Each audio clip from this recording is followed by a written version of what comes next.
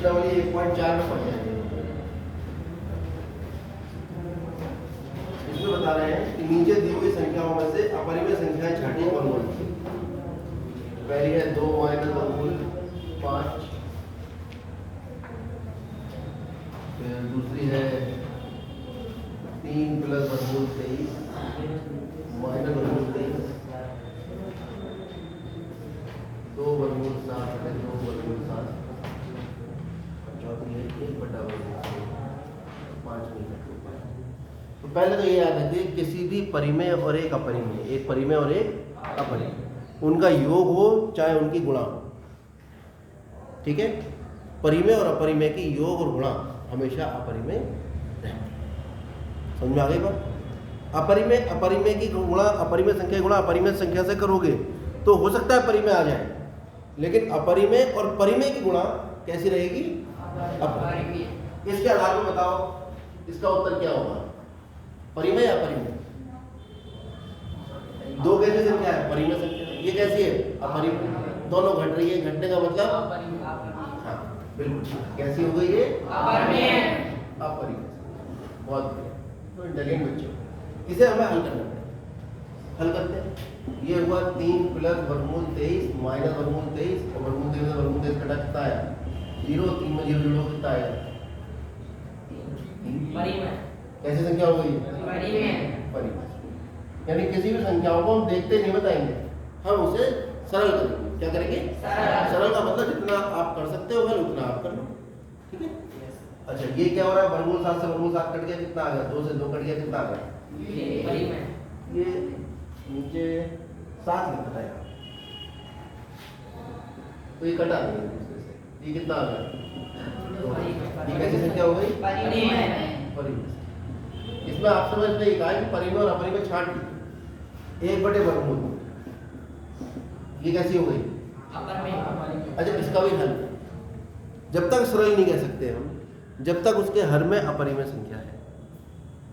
किसी भी संख्या के हर में परिमेय संख्या होगी या पूर्णांक होगा तभी तक हम उसे सरल कह सकते हैं। और किसी अपरिमेय संख्या की उसी से अगर गुणा की जाए, वर्गमूल वाली संख्या की वर्गमूल से गुणा की जाए तो उसका वर्गमूल हट जाता है। कैसे हटेगा? देखो ये वर्गमूल 2 लिखा है, मैंने आपको बताया था किसी भी भिन्न के अंश में और हर में किसी एक संख्या से गुणा कर लेते हैं। हमने वर्गमूल 2 से ऊपर नीचे गुणा कर लिया, वर्गमूल 2 से वर्गमूल 2 गुणा करी, कितना आया? वर्गमूल 2, और वर्गमूल 2 की वर्गमूल 2 से गुणा करी तो यानी वर्गमूल 2 का वर्ग से वर्गमूल कट जाता है, वर्गमूल 2/। याद रखिए वर्ग से वर्गमूल हमेशा कट, वर्गमूल पर वर्ग लगा हो या किसी संख्या के वर्ग पे वर्गमूल लगाओ, एक ही बात है, दोनों कट के वही संख्या आ जाती है। ये रूल याद रखिए, ये हमेशा काम करेगा, ठीक है। या फिर किसी आप दूसरे शब्दों में कह सकते हैं किसी संख्या की गुणा के वर्गमूल की गुणा उसी संख्या से अगर की जाए तो भी वर्गमूल हट जाता है और वो संख्या आ जाती है। क्लियर हो गई बात? उसी सिद्धांत के आधार पे अब वर्गमूल 2 के वर्गमूल 2 से गुणा हुए 2 हो गई, ये कैसी संख्या हो गई? अपरिमेय। ये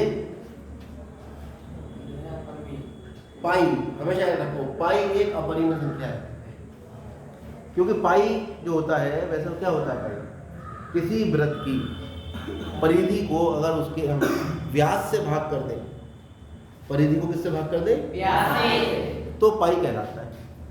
अब परिधि का किसी वृत्त की परिधि कैसे नापेंगे कि गोलाई कैसे नापेंगे? वो दशमलव के एक स्थान तक भी नापी जा सकती है। कोई कहेगा 12, कोई कहेगा नहीं साहब 12 नहीं है, ये वाला स्केल लो बढ़िया वाला 12.1 है। कोई कहेगा नहीं साहब ये वाला भी तुम्हारा स्केल नहीं है, 2 स्थानों तक निकाल के देता है, तो उसका निकला 12.1, तो बोले ये नहीं ये निकालो 12.123, एक लेके आया बोले दशमलव के 20 लाख स्थान तक निकालो। तो पाई का मान तो जितना बढ़िया स्केल लेके आओगे, जितनी बढ़िया टेक्नोलॉजी लेके आओगे, दशमलव के उतने स्थान तक हम निकाल सकते हैं। तो कंप्यूटर से ये देखा गया कि जब भी हमने इस तरह का मान निकाला वो हमेशा निकल कर आया अनवसानी अनावर्ती। इसलिए पाई हमेशा कैसा होता है? अब कुछ बच्चे कहेंगे पाई का मान तो 22/7 कहते हैं, और 22/7 तो परिमेय, पाई तो परिमेय होना चाहिए, लेकिन पाई का मान 22/7 नहीं होता, पाई का मान होता है लगभग 22/7। बराबर नहीं लगा होता, ये टेढ़ा मेढ़ा लगा होता है। और पाई वैसे क्या होता है, पाई जो होती है किसी भी पाई को हम कहते हैं वृत्त की परिधि बटे वृत्त का। तो ना तो व्यास को नाप सकते हो आप कहोगे साहब मैंने तो बढ़िया करके नाप लिया, मेरा सही है। तो कोई दुनिया की जो लंबाई है वो प्रेशियसली सही तरीके से शुद्ध रूप में नापी नहीं जा सकती। इतना कह सकते हो दशमलव के 2 स्थान तक नाप दो, 3 तक नाप दो, 4 तक नाप दो, 5 तक नाप दो, है ना। कोई सुपर कंप्यूटर ले आया, लेजर ले आया, इलेक्ट्रॉन वाली कोई मशीन ले आया, उससे उसने दशमलव के 15 लाखवें स्थान तक निकाल दिया। हम कहेंगे साहब करोड़वें तक निकालो, तुम करोड़ तक निकाल रहा है बढ़िया मशीन बना के, हम कहेंगे अरबे तक निकालो। तो क्या किसी लंबाई को शुद्ध रूप से नापा जा सकता है? नहीं नापा जा सकता। और वो जो नाप आएगी शुद्ध रूप में और दशमलव के जो स्थान आएंगे वो हमेशा दुनिया की किसी भी लंबाई की अगर हम बात करें तो वो हमेशा अपरिमेय होती है। और अपरिमेय को अपरिमेय से भाग करोगे तो क्या आएगा निकल के? अपरिमेय, सामान्य तौर से। तो यहाँ पर इसका जो मान है वो एक अपरिमेय होता है, इसलिए ये जो पाई है वो कैसा होता है? अपरिमेय होता है। तो पाई की गुणा 2 से करोगे तो कैसी संख्या आएगी निकल के? अपरिमेय।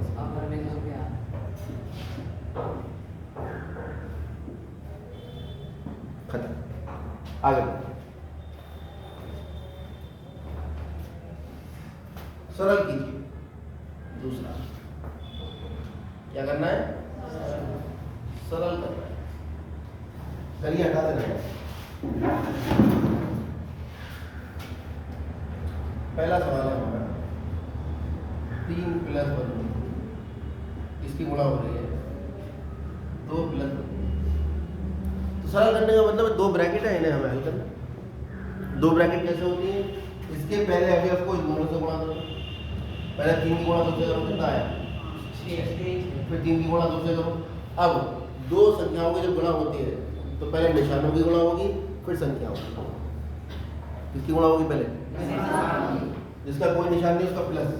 तो प्लस की गुणा प्लस से करा तो प्लस है, यहाँ प्लस की गुणा प्लस से करा प्लस।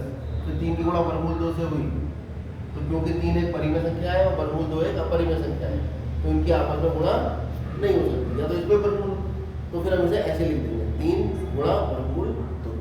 और एक परिमेय और अपरिमेय के बीच में हम कभी कभी गुणा का निशान नहीं भी लगाते, उससे भी कोई फर्क नहीं पड़ता। अब अगला आया प्लस। अब वर्गमूल 3 की गुणा वर्गमूल 2 से होगी, तो कौन सा निशान आएगा पहले? Plus plus plus. 2 की गुणा वर्गमूल 3 से करो, कितना आएगा? 2 वर्गमूल। और फिर प्लस प्लस प्लस वर्गमूल 3 की गुणा किससे होगी? अब ये दोनों वर्गमूल के हैं तो इनकी गुणा हो सकती है, लेकिन इनकी गुणा 3 गुनी 6 नहीं हो सकती, क्योंकि दोनों में वर्गमूल लगा है। तो ये हो जाएगा वर्गमूल 6 प्लस 2 वर्गमूल 3 प्लस 3 वर्गमूल 2 और ये 6। ये आपका सरलीकरण होगा। ठीक है, कैसे करा? पहली ब्रैकेट के पहले अवयव को इसके पहले अवयव से गुणा किया, फिर पहले अवयव को इसके दूसरे अवयव से गुणा किया, फिर इसके दूसरे अवयव को इसके पहले अवयव से गुणा किया, फिर इसके दूसरे अवयव को इसके दूसरे अवयव से। ये होता है जब हमारे पास 2 ब्रैकेटें होती हैं, इन ब्रैकेट को हल करने की। अब आ जाते हैं हम सवाल नंबर 4। वर्गमूल 5 माइनस वर्गमूल 2 गुणा वर्गमूल 5 प्लस वर्गमूल। ये एक आइडेंटिटी भी कक्षा में आप पढ़ के आए हो, आपने पढ़ा है below that a minus B गुणा a प्लस बी। ये होता था a का वर्ग माइनस b का। कुछ पढ़ के आए हो ऐसा नहीं? कि अगर 2 संख्या एक ब्रैकेट में जुड़ रही है और 2 संख्या घट रही है तो इसका उत्तर आता है पहली संख्या का वर्ग माइनस दूसरी संख्या। अगर हम इसमें इसका प्रयोग करें, अगर समझ में आया बहुत अच्छी बात है, नहीं समझ में आया है तो पुरानी वाली विधि लगा दो जो अभी बताइए। क्या थी? पहले वर्गमूल 5 की वर्गमूल 5 से गुणा, वर्गमूल 5 का वर्गमूल 5 की 2 से करने से पहले निशानों को गुणा, फिर आया वर्गमूल 5 गुणा वर्गमूल 2। अब इसका तो हो गया साहब, यहाँ से शुरू करो। इसका निशान माइनस का, माइनस प्लस माइनस वर्गमूल 2 गुणा वर्गमूल 5 प्लस माइनस माइनस वर्गमूल 2 गुणा वर्गमूल 2 से। वर्ग से वर्गमूल कटके कितना आ गया? 5। ये कितना आ गया? वर्गमूल 5 दूनी 10। ये कितना आ गया? 10। और ये कितना आ गया? वर्गमूल 2 से वर्गमूल 2 से गुणा करो तो वर्गमूल हट जाएगा। ये तो बताया ये वाले नियम से। या इसका मतलब होगा वर्गमूल 2 की घात 2, वर्ग से वर्गमूल कट गया, 10 से 10 कट गया, कितना आ गया 5 माइनस 2 कितना होता है। तो वैसे भी एक रूल याद रख लो, एक रूल है कि वर्गमूल a गुणा वर्गमूल b जो है उसका मतलब होता है वर्गमूल a गुणा, ये रूल। और दूसरा रूल है वर्गमूल a की गुणा कर दो या वर्गमूल a की वर्गमूल a से गुणा कर दो, इसका उत्तर क्या है। इन दो रूलों का मैंने यूज़ किया है। ये रूल्स हम आगे अभी अगली प्रश्नावली में आपको और अच्छे से बताएंगे। चलिए नोट कर लीजिए।